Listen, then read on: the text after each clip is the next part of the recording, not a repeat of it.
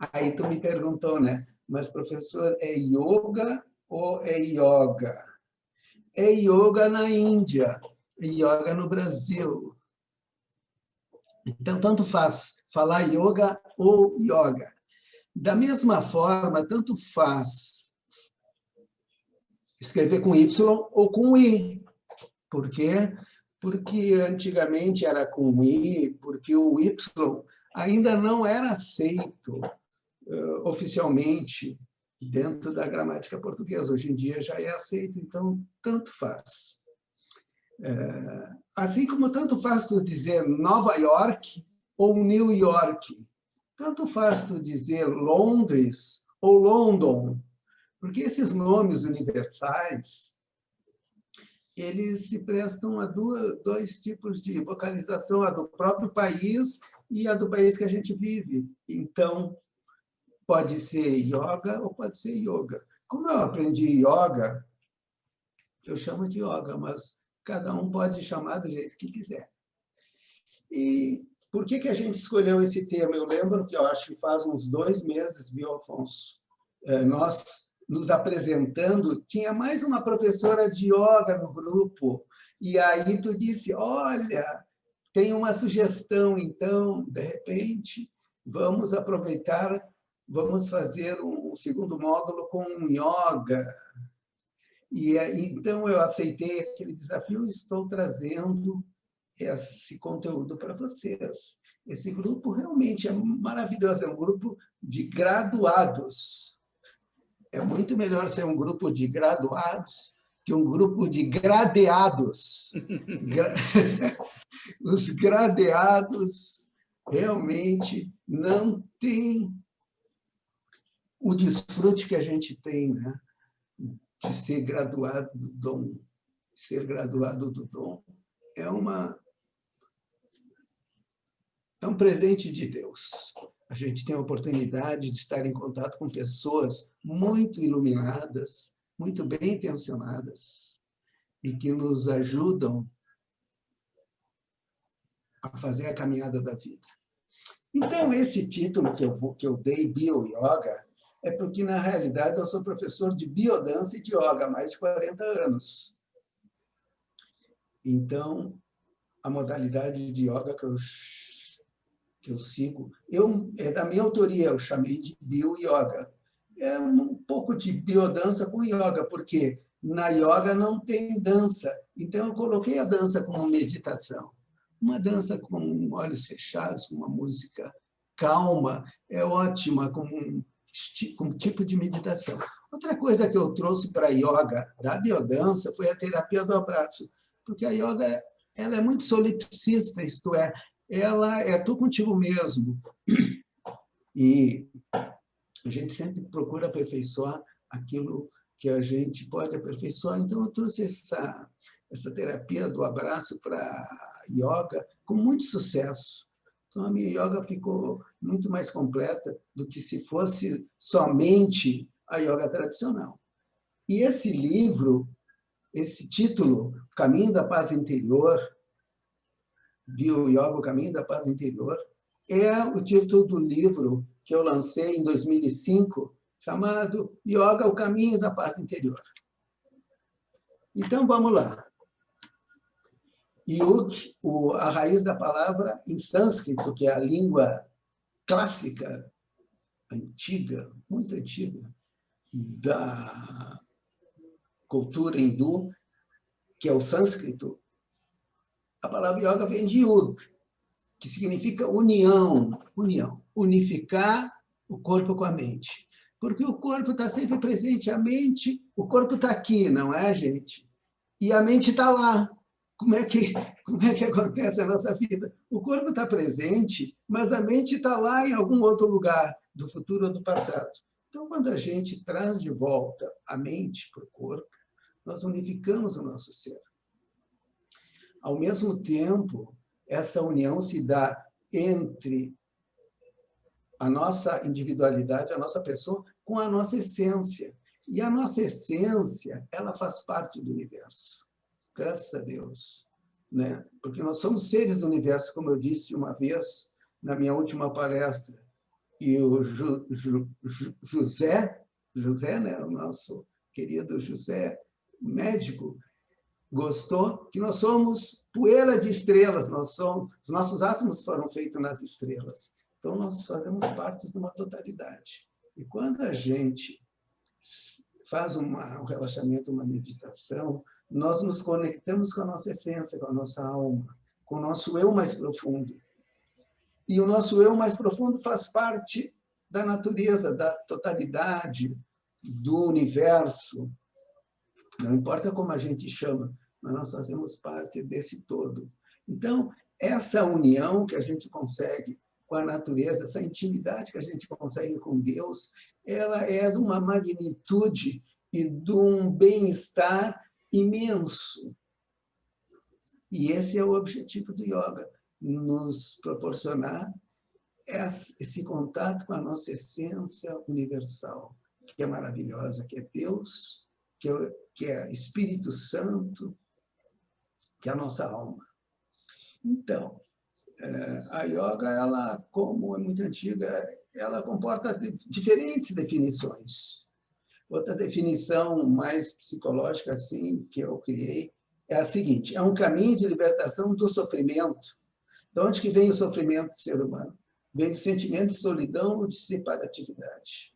A gente sabe que o ser humano é um animal social, e quando ele perde a conexão com seus semelhantes, ele sofre. E essa é a raiz do sofrimento humano. Então, quando nos conectamos novamente com a nossa essência e com a totalidade, nos conectamos com todas as pessoas. A yoga, ela é muito antiga, é uma das 5 filosofias clássicas da Índia. Qual o objetivo da yoga? O objetivo da yoga, em sânscrito, se chama Satchitananda, que é a pura bem-aventurança, é o estado de êxtase. A bio-yoga, ou a yoga, é uma prática holística que visa harmonizar o corpo com a mente, atingir os estados superiores de consciência. É como eu disse em uma dessas minhas intervenções, não gosto de dizer um estado alterado de consciência. Não, é um estado superior de consciência. Talvez estado alterado de consciência é esse estado normal que a gente vive, chamado normose, né? Esse que é o estado alterado, o estado normal de consciência que a gente deveria viver, que é um estado superior, é um estado de autêntica paz. Quando a gente está em paz, o mundo é bonito. Como disse o nosso Biloban, ainda não aprendi teu nome, querido. Como disse o nosso Biloban, quando tu emerge dentro de ti e tu tem essa paz interior, tu tem condições de refletir com um pouco mais de clareza e de calma sobre qual é a atitude que tu deve ter para voltar à realidade e enfrentar os teus desafios de uma forma tranquila, de uma forma calma, resolver as questões sem muito estresse. Um outro objetivo da yoga, também um tipo de definição, essa eu gosto muito, porque fui eu que criei, né? Aliás, tudo isso fui eu que criei.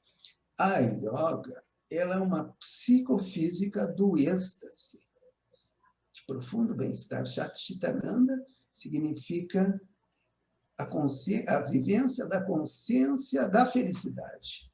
É a felicidade pura que mora dentro de nós, na nossa essência. É uma vivência de perfeita quietude mental. Quando estamos em perfeita harmonia interior, em paz, logo se sucedem outras 2 emoções magníficas, a alegria e o amor. Então, quando a gente acessa essa paz interior é um estado de graça tão profundo, é alfa. Simplesmente, alfa me basta para eu estar feliz, para eu me sentir grato, sentir gratidão. Então, quando eu me sinto assim, imediatamente após, vem 2 outras emoções maravilhosas. A alegria de viver me sinto alegre. E o amor universal. Começo a amar mais as pessoas, agradecer a todo mundo que está vivo, que convive comigo. Agora, o histórico. A gente já viu definição, vimos o objetivo, agora vamos ver o histórico. Esses PowerPoints que eu trago para vocês, eu fui elaborando durante a minha prática profissional, porque eu sou professor. Fui professor agora, já me aposentei, mas continuo dando aula. Agora, na pandemia, me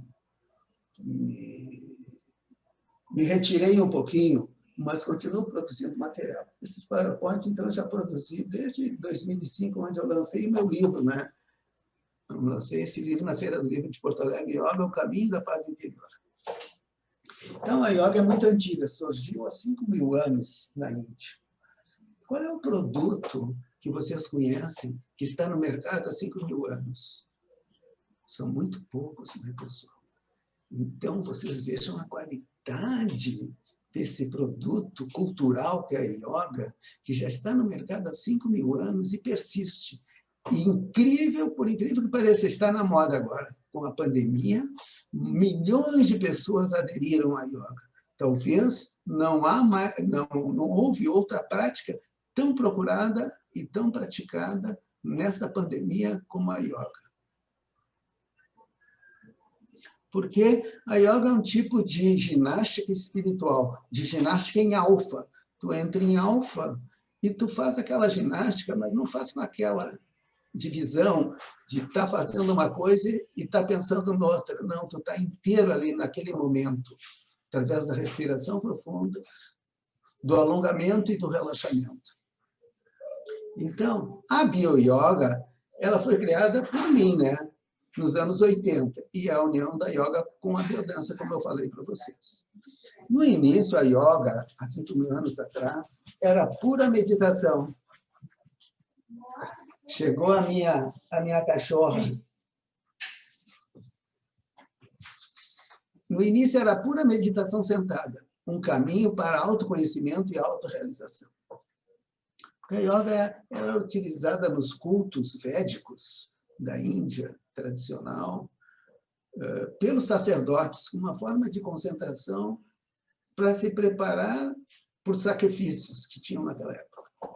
Mas, com o passar do tempo, foram se criando novas posições por diferentes mestres, através da observação do mundo animal e vegetal. Isso é uma coisa muito legal, porque as posturas de yoga têm nomes de animais e vegetais. A yoga é muito rica. Existem mais de 150 escolas diferentes de yoga. Eu diria até que o Dom é um tipo de yoga, viu? Eu diria, porque o Dom é recente.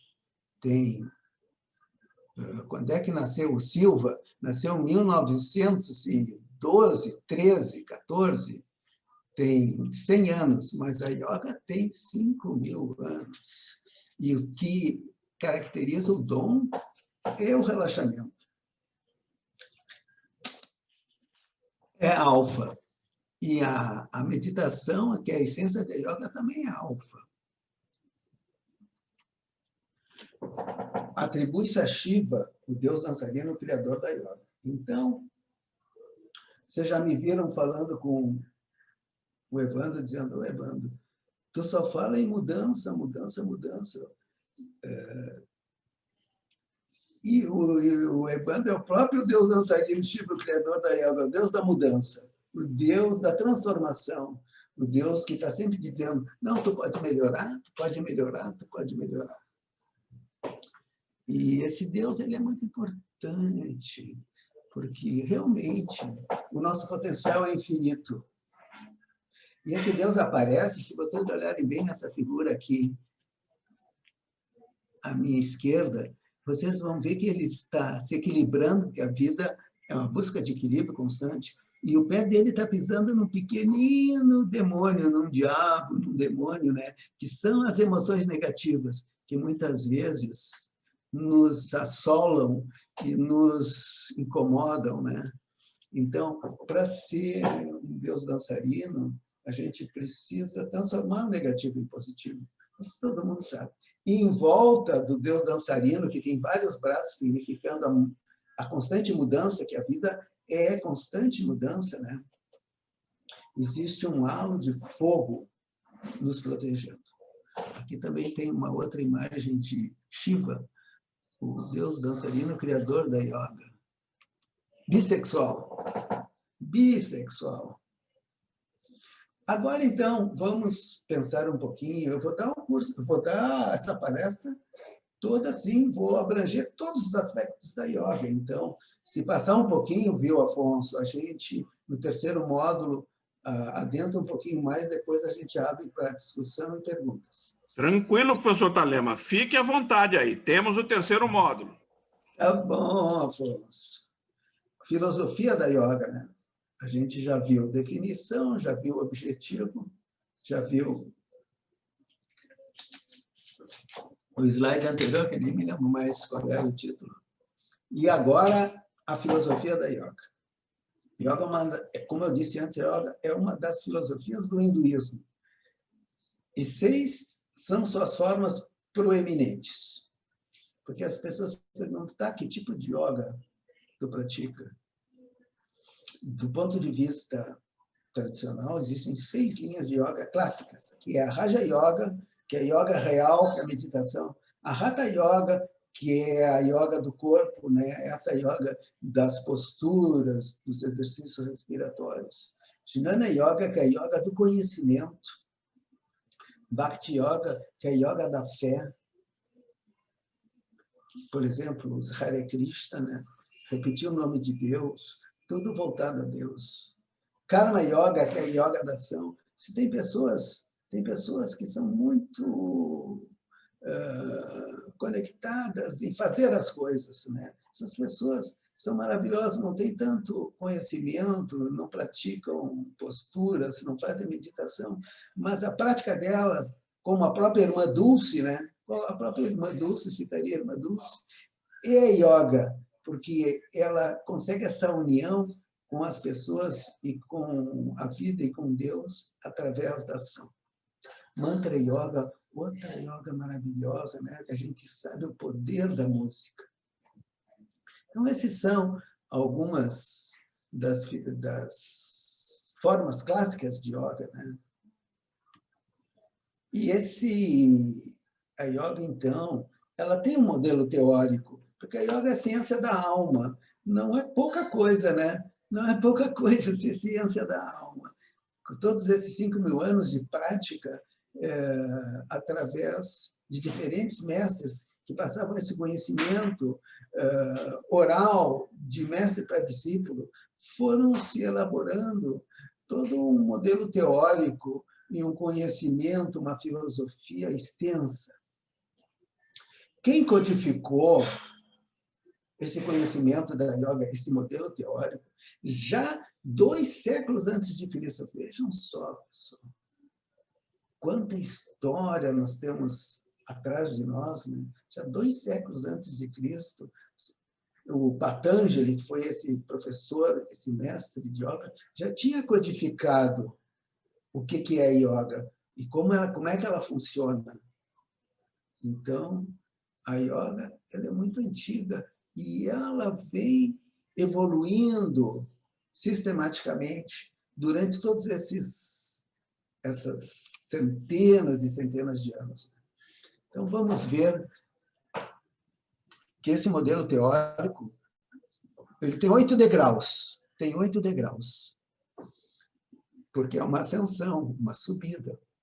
Para tu subir para o segundo degrau, tu precisa primeiro te estabilizar no primeiro degrau, botar o pé no primeiro degrau. Depois, se esse pé está firme, tu passa para o segundo degrau. Assim, tu vai subindo essa escada espiritual, uma escalada espiritual, uma ascensão espiritual. Como é que a gente faz essa ascensão espiritual na yoga? Quem elaborou isso foi Patanjali, no livro Yoga Sutras. Eles têm aí, está no mercado o livro. São 195 aforismas explicando a essência da yoga. Então, o primeiro chama yama. Primeiro degrau para qualquer ascensão espiritual é ética, é ético. E essa ética é aquilo que a gente não deve fazer. Né? Em primeiro lugar, a gente não deve prejudicar, não deve... Isso dentro da ética, da bioética, chama não maleficência. Isto é, a não maleficência, o que está proibido fazer. O que está proibido fazer é o primeiro degrau. Então, está proibido ser violento. Está proibido ser violento. Isso é uma outra forma de dizer amar, amor e paz, né? E a violência é uma besta, é uma fera, que se a gente deixar, ela nos destrói. Por isso que é tão importante, durante o dia, a gente voltar para a nossa essência, para ter mais controle das nossas palavras, dos nossos atos, para não agir violentamente. E essa não violência, em sânscrito, chama-se ahimsa. E essa era a característica do Gandhi, né?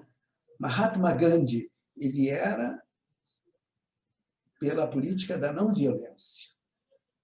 Então, vocês vejam que a coisa mais importante na vida é tu controlar tuas emoções. E tu não provocar dano, não agredir ninguém. Procurar sempre fazer as coisas de forma amorosa e pacífica. Tu pode dizer o que tu quiser para qualquer pessoa, desde que tu saiba como. A segunda proibição é não mentir, isto é, tu ser verdadeiro. A terceira proibição é não roubar. Não roubar também é uma forma de dizer não ao materialismo, né? As pessoas materialistas, às vezes elas fazem de tudo para ter mais coisa, e não sabem que não é através da aquisição de coisas materiais que se chega na nossa essência e na nossa felicidade. Quarta proibição é não dessacralizar o sexo. Vocês vejam que todas essas proibições, elas falam de coisas importantes e valiosas. Não desacralizar o sexo. Significa ter um enfoque saudável e positivo em relação à sexualidade. E, finalmente, a última proibição é não cobiçar. Isto é, manter uma certa distância, um certo desapego em relação a tudo que existe. Nesse sentido, eu lembro que o Evandro sempre fala, né, que existe uma diferença entre cobiça e ganância.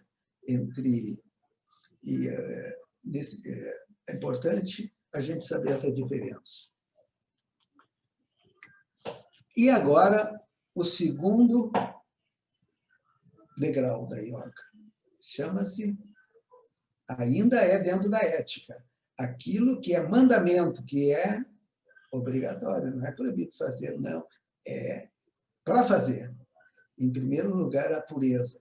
A pureza não é só a pureza do corpo, é a pureza também da alma. A gente procurar ser uma pessoa íntegra.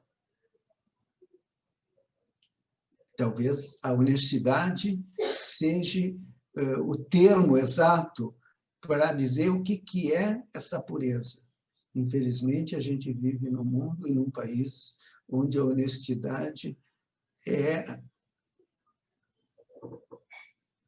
não é muito seguida, né? E assim as pessoas não conseguem evoluir muito porque ficam presas na desonestidade. O segundo mandamento é a alegria. A alegria é uma luz. É um mandamento. A gente procurar estar sempre alegre, trazer esse sorriso, como o Afonso disse no seu relaxamento, né? Que eu possa amanhã, que eu possa depois da manhã, que eu possa passar a semana com um sorriso nos lábios e transmitir essa energia positiva para as pessoas. Em terceiro lugar, dentro da ética, está a disciplina. Isto é, outra coisa que o nosso querido mestre Evandro sempre fala, né? Tu tem uma rotina de excelência. Tu praticar aquilo que tu acredita. E tu tem uma ordem na tua vida e na tua cabeça. Quarto mandamento é o autoestudo. Isto é, tu procurar compreender a ti mesmo e as pessoas com quem tu convive, e a natureza e a sociedade. E isso exige estudo. Isso exige muito estudo e atualização.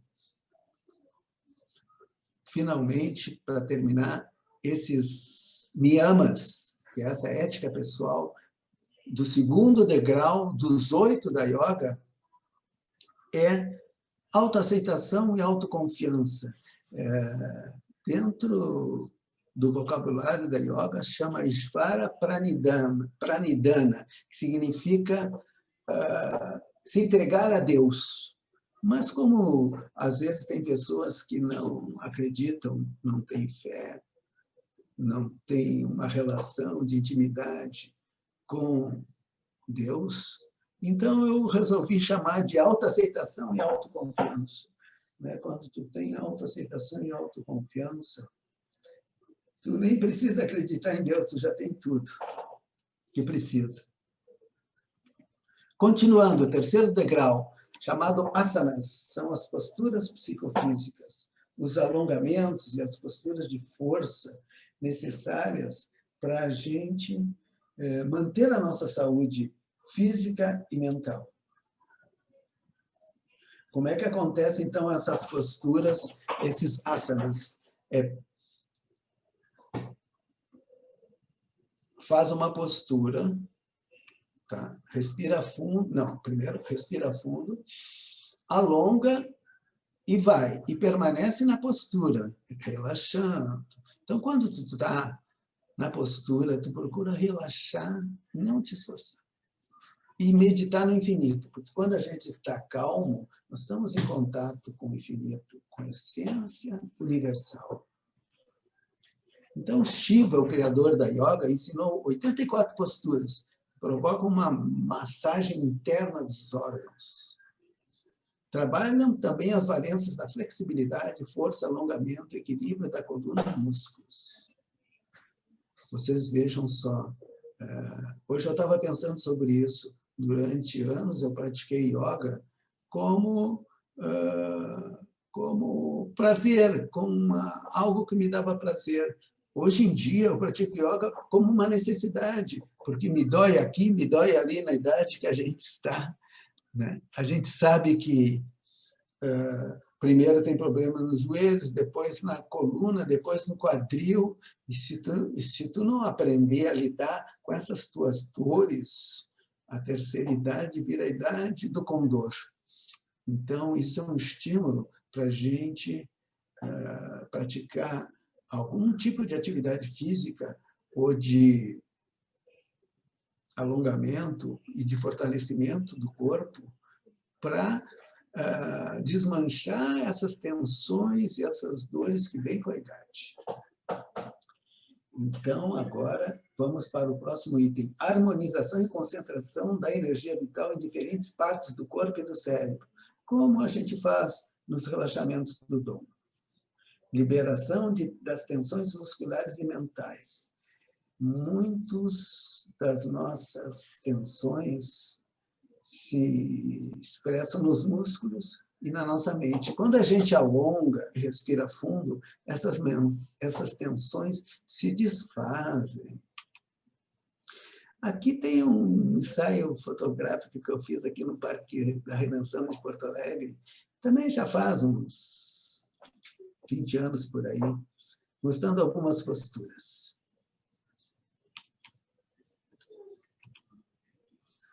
Depois dos alongamentos, vem os exercícios respiratórios. E eu acho que os exercícios aeróbicos, aqueles exercícios que muitos de nós praticam, caminhando, andando de bicicleta, viu? O Timóteo que anda de bicicleta, né, Timóteo? Estão escutando? Porque o Afonso saiu, já não estou mais escutando ninguém. Sim, está escutando tranquilamente, professor. Então tá, não, só queria um feedback, porque senão a gente pensa que está falando sozinho com o espelho.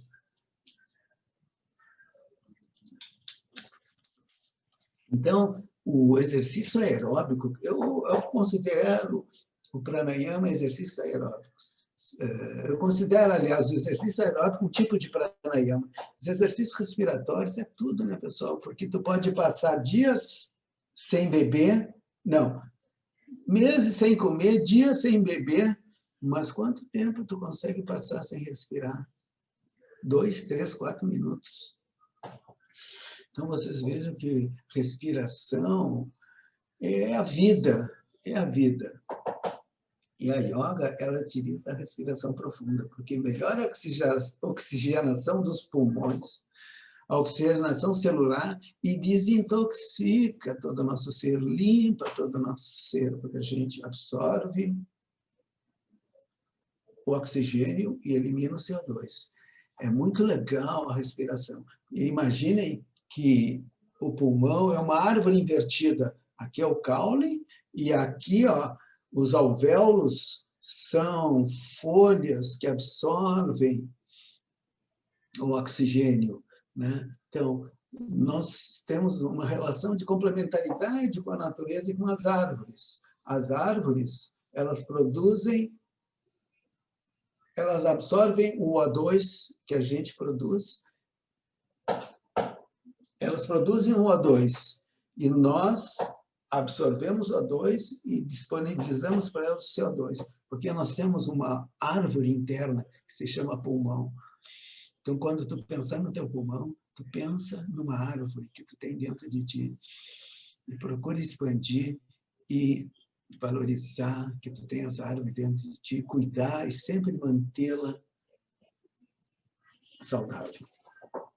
Além disso, os exercícios respiratórios, eles ajudam no controle das emoções e dos pensamentos, né? A gente sempre começa respirando os nossos exercícios, respirando fundo os nossos exercícios de relaxamento.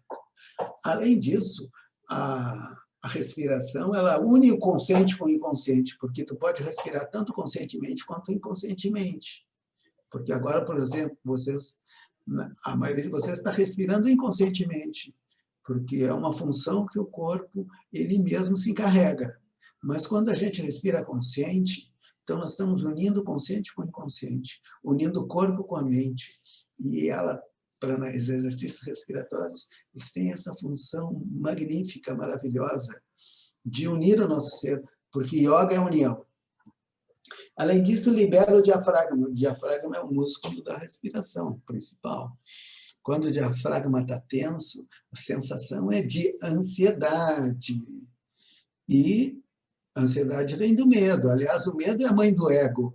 E o amor é a mãe da alma. Então, quando a gente libera o diafragma da sua tensão, nós saímos do ego e vamos para a nossa alma.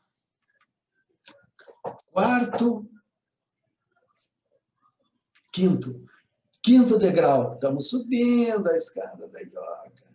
Quinto degrau.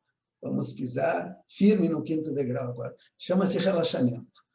O relaxamento é uma resposta natural do organismo. Hoje em dia, a Faculdade Harvard, o Herbert Benson, toda a medicina americana hoje valoriza demais essa reação natural do organismo, chamada reação de relaxamento, que é o que a gente faz aqui no Dom, né, quando entra em alfa. O que é o relaxamento? É uma resposta natural do organismo. Ativação do sistema nervoso parasimpático. Normalmente, a gente está no simpático, isto é, na luta ou na fuga. Ou então, estamos conectados com alguma emoção negativa que é como grude, que gruda em nós, e a gente tem muita dificuldade de desgrudar, porque as emoções negativas, elas grudam.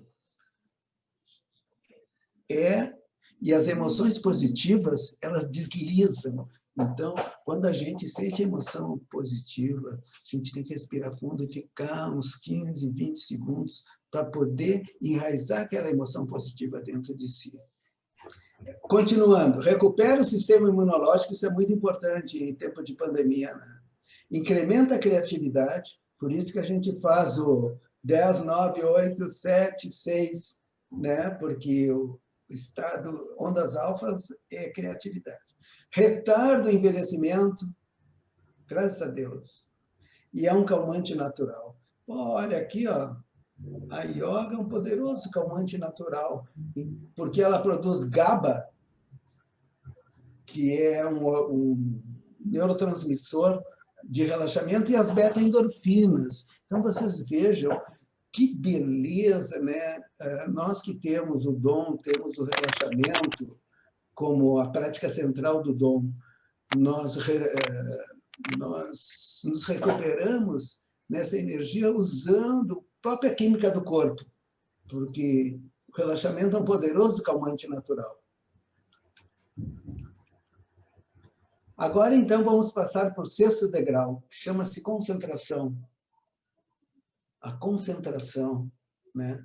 Depois que tu relaxa, a tua mente fica concentrada. Enquanto tu está tenso, a tua mente está dispersa. Quando tu relaxa, naturalmente a mente fica concentrada. Então, o estado natural da mente é distraído, que é a mente do macaco, né? Dizem os budistas. A mente fica que nem um macaco pulando de galho em galho. Então, quando a gente relaxa, a mente fica concentrada. E a definição clássica do Yoga Sutra de Patanjali sobre o que é yoga é a seguinte: é a sensação dos turbilhões da mente, a sensação da agitação da mente. Normalmente, a nossa mente está agitada. Quando a gente relaxa, a mente diminui a agitação e ela fica concentrada. Mente concentrada é um raio laser.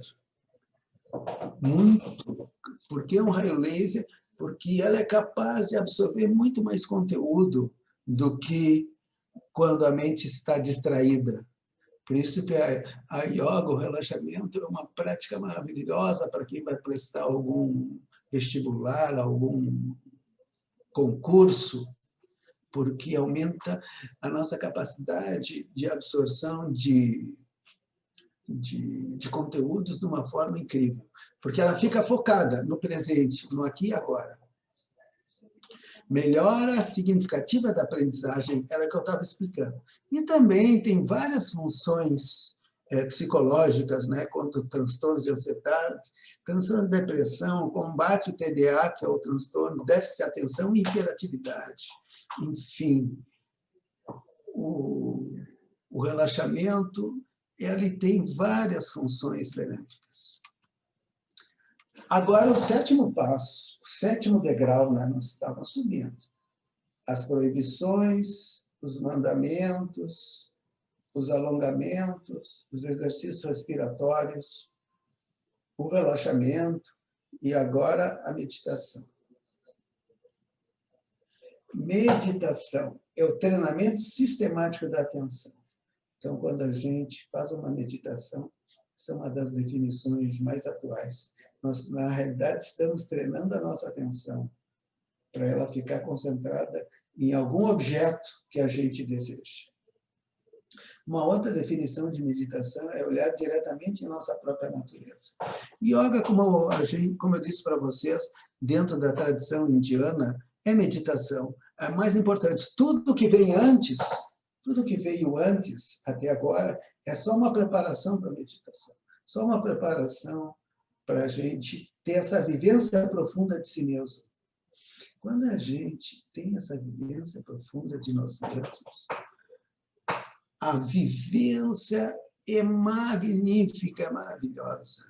Esse é o nosso verdadeiro eu. Nosso verdadeiro eu. É a nossa essência. É a nossa paz interior. Então, quando nos conectamos com a nossa essência, é a vivência da consciência pura, ou do Espírito Santo. A consciência, que é a nossa essência original, normalmente está ocupado com algum tipo de preocupação ou objeto.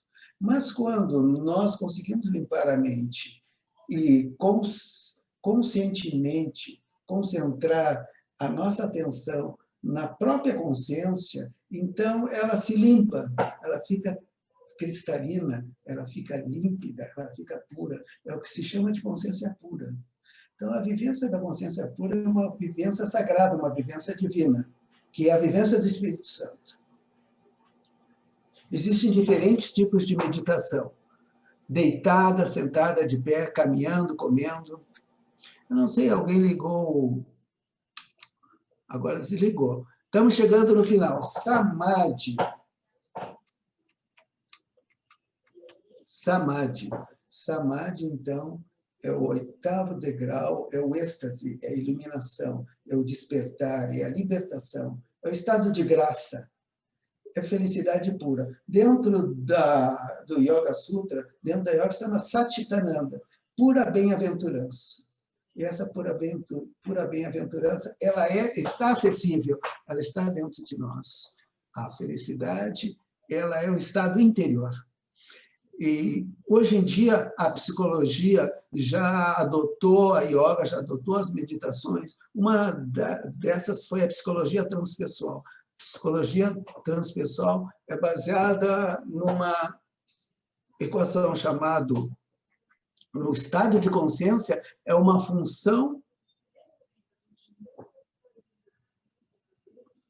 O estado de, a percepção da realidade é uma função do estado de consciência. Então, dependendo do estado de consciência, a gente percebe a realidade de uma forma diferente. Quando a gente entra em alfa, a gente percebe a realidade de uma forma muito mais positiva. Então, essa é a equação fundamental da psicologia transpessoal. A psicologia positiva, que já é do século XXI, né, estuda a felicidade. E é toda baseada também em exercícios meditativos. O que nos separa do mundo é a mente conceitual. Então, quando a gente consegue limpar a nossa mente conceitual, ou acalmar a mente, então nós podemos estar unidos ao mundo e sentir a beleza que é viver. Que a melhor coisa que existe na vida é viver. Mas, para isso, precisa estar presente, viver a vida aqui e agora. Quando estamos calmos, a vida é bonita. Para finalizar, então, depois desses 8 passos, essa foi uma pesquisa que eu fiz com 350 alunos que eu tive. Já tive 400 alunos, porque eu fui professor da Secretaria Municipal de Esportes, Recreação e Lazer da Prefeitura de Porto Alegre. Essa pesquisa que eu fiz com meus alunos, uma aula por semana, uma aula de yoga por semana, já aumentava 90% a sensação de leveza e bem-estar, 85% a autoestima, 80% a flexibilidade, 75% o equilíbrio, 70% a concentração e a sociabilidade, e diminuía 70% da ansiedade e nervosismo, 62% dos problemas de coluna e articulação, 40% da insônia. E essa foi uma pesquisa que eu fiz mesmo com os meus próprios alunos. Uma vez por semana, a yoga trouxe todos esses benefícios. Por isso que eu continuo praticando yoga e recomendo para vocês também praticar yoga. E assim vou finalizando com Namastê. Então, vou pedir para vocês todos me acompanharem nesse Namastê, unir a palma das mãos na frente do peito. Namastê significa o Deus que existe dentro de mim, saúda o Deus que existe dentro de você. Namastê.